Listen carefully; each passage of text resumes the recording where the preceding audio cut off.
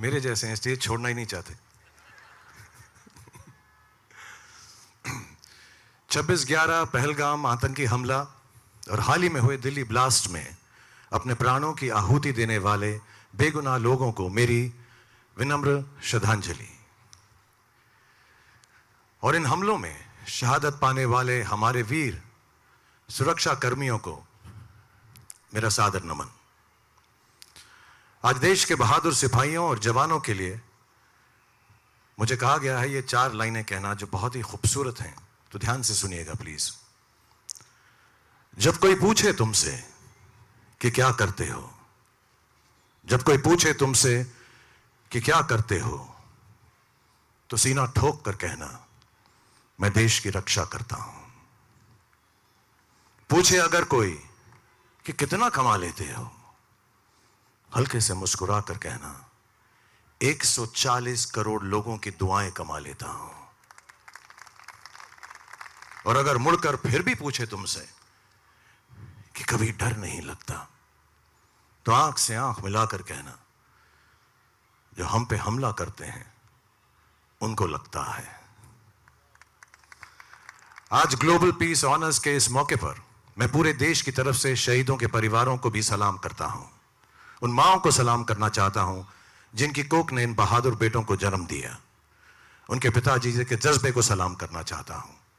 उनके पार्टनर्स के हौसले को सलाम करना चाहता हूं, क्योंकि जंग में वो थे पर लड़ाई आप सब ने भी लड़ी, वो भी बेहद हिम्मत और जाबाजी के साथ।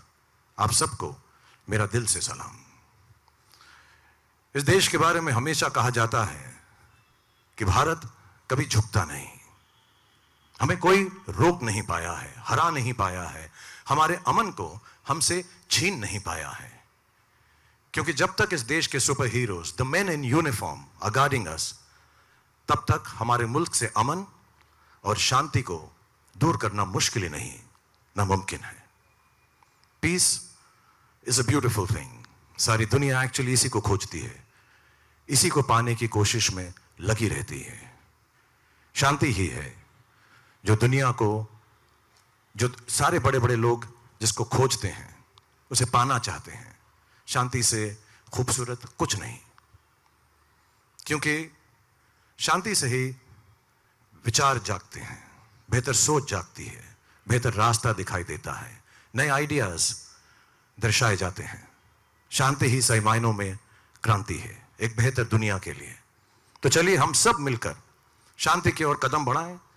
अपने आसपास जात पात, भेदभाव, तेरा मेरा भूलकर इंसानियत के रास्ते पर चलें, ताकि देश की शांति के लिए हमारे वीरों की शहादत व्यर्थ ना जाए।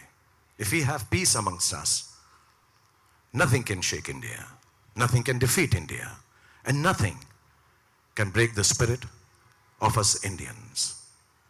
Jai Hind.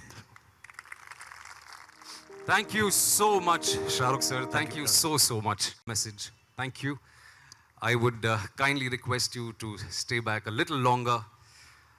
अब वक्त है उन्हें ऑनर करने का जिन्होंने हमें वीरता का असली रूप दिखाया था। 26/11 के एक अहम हीरो श्री सुनील जोधा जी। सुनील जी, प्लीज मैं रिक्वेस्ट करूंगा कि आप स्टेज पर आएं।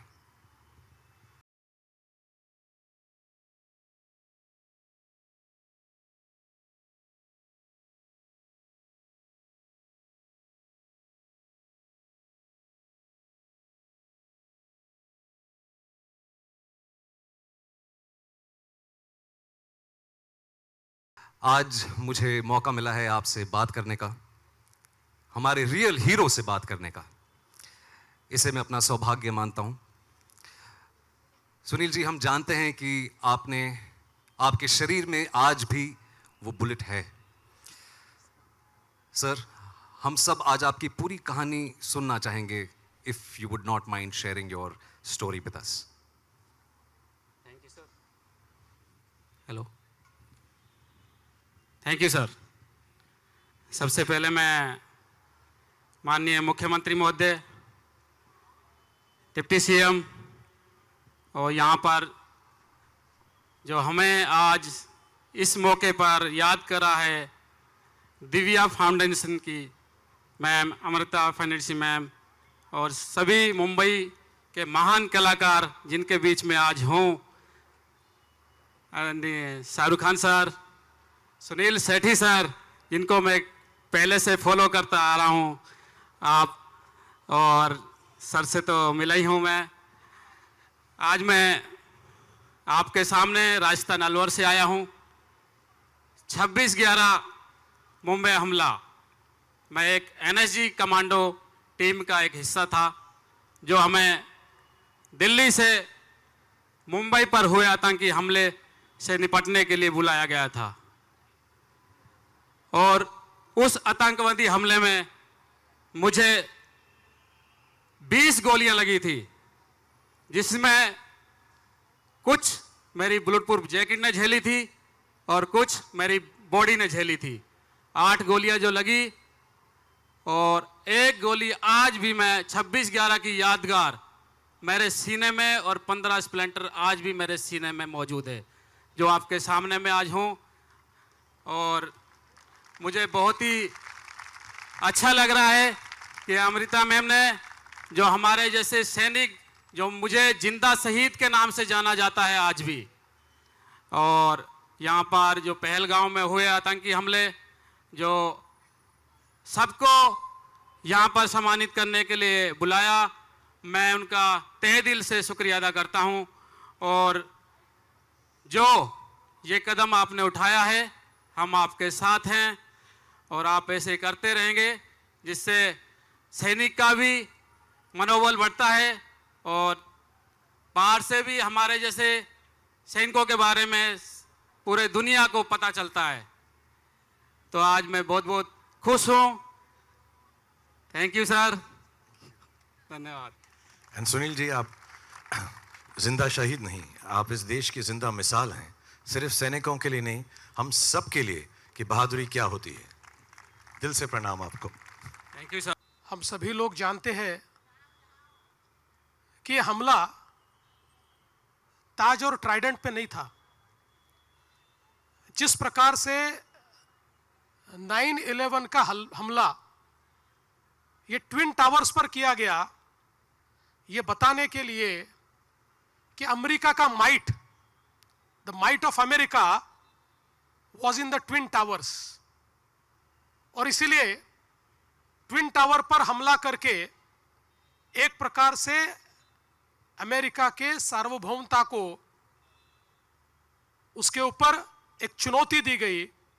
उसी प्रकार से ताज या ट्राइडेंट ये केवल होटल नहीं थे, यहां पर इंटरनेशनल कम्युनिटी रहती थी, यहां पर काउंसिलेट्स के लोग रहते थे, और मुंबई जो भारत की आर्थिक राजधानी है, उस आर्थिक राजधानी को चुनौती देने के लिए एक एक टारगेट इस प्रकार से चुना गया था कि जिससे दुनिया को यह बताया जाए कि हाँ, हमने भारत पर हमला किया है। यह हमला मुंबई पर नहीं था, यह होटल पर नहीं था, यह हमला भारत की सार्वभौमता पर था। यह हमला एक हमको चुनौती थी। उस समय इस हमले के बाद अगर उस चुनौती को हम समझ लेते और शायद उस समय ऑपरेशन सिंदूर जैसी हिम्मत हम दिखाते, तो आज हमारे ऊपर हमला करने की हिम्मत कोई नहीं करता। लेकिन उस समय हम लोगों ने वो हिम्मत नहीं दिखाई। पर पहलगाम में जब हमारे बहनों का सिंदूर पोंछने की नापाक कोशिश की गई, तो उसके बाद जिस प्रकार से प्रधानमंत्री जी ने बहुत स्पष्ट शब्दों से कहा कि टेरर और टॉक्स ये साथ में नहीं हो सकते, और हमारी सेना को एक प्रकार से खुली छूट दी, तो भारत की सेना ने पाकिस्तान के अंदर घुसकर सारे के सारे टारगेट समाप्त कर दिए। पाकिस्तान कुछ नहीं कर पाया, और एक प्रकार से ऑपरेशन सिंदूर के माध्यम से भारत की ताकत, भारत की क्षमता ये दुनिया ने देखी। और आज दुनिया ये मानती है कि भारत एक बदला हुआ देश है, भारत एक मजबूत देश है। लेकिन ये लड़ाई समाप्त नहीं हुई, क्योंकि अब पाकिस्तान जैसा देश ये जानता है कि सीधी लड़ाई में भारत को हम पराजित नहीं कर सकते। इसलिए एक छद्म युद्ध, एक सूडो इस प्रकार का युद्ध हमारे साथ लड़ने की कोशिश करता है, और फिर दिल्ली एक विस्फोट करके फिर एक बार अपने प्रेजेंस को दिखाने का प्रयास वो करते हैं। लेकिन मुझे खुशी है कि आज बदला हुआ भारत है, जिस भारत ने पहले ही इन चीजों को भांपकर जिस प्रकार से ऑपरेशन किए और 3000 किलोग्राम आरडीएक्स को जब्त किया, वरना इनके इरादे तो भारत के हर कोने में इसी प्रकार से बम विस्फोट करने के थे, और मुंबई सहित कई हमारे देश के शहर इनके टारगेट पर थे। लेकिन जब भारत की हमारी एजेंसीज ने इसको भांप लिया और उन पर सीधे हमला बोला, तो दिल्ली में उन्होंने एक विस्फोट करके अपने प्रेजेंस को दिखाया।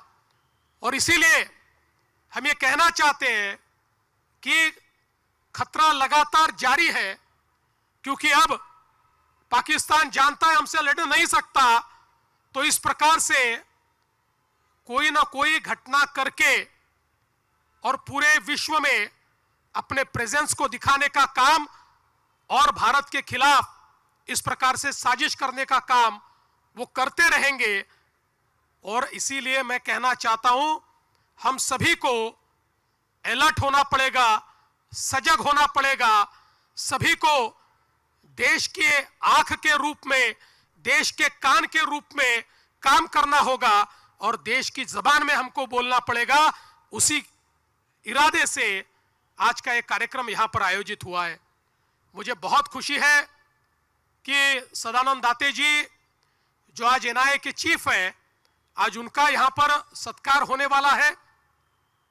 इन जाबाज हमारे नायकों ने उस समय जो लड़ाई लड़ी, हमारे करकरे जी, कामटे जी, सारस्कर जी और तुकाराम ओंबळे जैसे एक हमारे जवान कि जिन्होंने अपने शरीर में तो गोलियां खा ली, लेकिन कसाब को छोड़ा नहीं, उस कसाब को फांसी तक ले जाने का काम करने वाले तुकाराम ओंबळे, ऐसे कई लोग, मेजर उन्नी कृष्णन, एपीआई मोरे, ऐसे कई शहीद, और उन शहीदों के साथ हमारे लड़ने वाले सारे लोग, और उसी में से एक लड़ने वाले हमारे सदानंद दाते जी, जिन्होंने मैडम कामा हॉस्पिटल में जिस समय ग्रेनेड फेंका गया और ग्रेनेड से वो जख्मी हुए, फिर भी पीछे हटे नहीं, जब तक वहां पर आतंकवादियों का खात्मा हुआ नहीं, वो जमे रहे और आतंकवादियों का खात्मा किया। ऐसे हमारे दाते जी का आज यहां पर स्वागत और सत्कार करते हुए हमें बहुत खुशी है।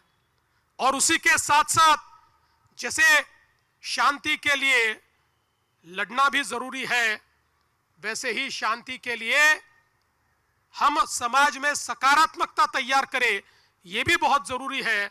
और उसी सकारात्मकता को तैयार करने वाली श्रीमती नीता अंबानी, जो एक प्रकार से पीस एम्बेसडर के रूप में काम करती है, उनका भी आज यहां पर सत्कार हो रहा है। हमारे युवाओं को कल्चर और स्पोर्ट्स के माध्यम से एक सकारात्मक दिशा उन्होंने दी है, इसलिए उनका भी सत्कार, ये मैं ऐसा मानता हूं, एक बहुत सकारात्मक इस प्रकार की पहल है। मैं आज फिर एक बार हमारे सारे जवानों को, हमारे सारे पुलिस अधिकारियों को जिन्होंने शहादत दी है, ऐसे सभी शहीदों को नमन करता हूं। और आप सभी लोगों से इतनी प्रार्थना करता हूं कि आज के कार्यक्रम से हमारा देशभक्ति का जज्बा और मजबूत होना चाहिए। कोई दीवार हमें अलग नहीं कर सकती, हम एक है तो हम सेफ है।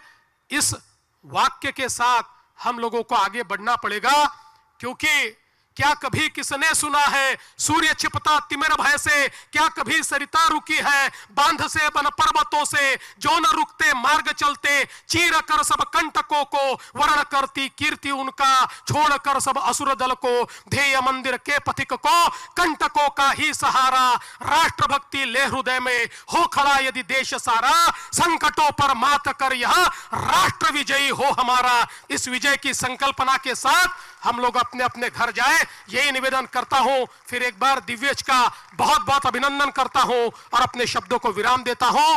जय हिंद, जय महाराष्ट्र, भारत माता की जय।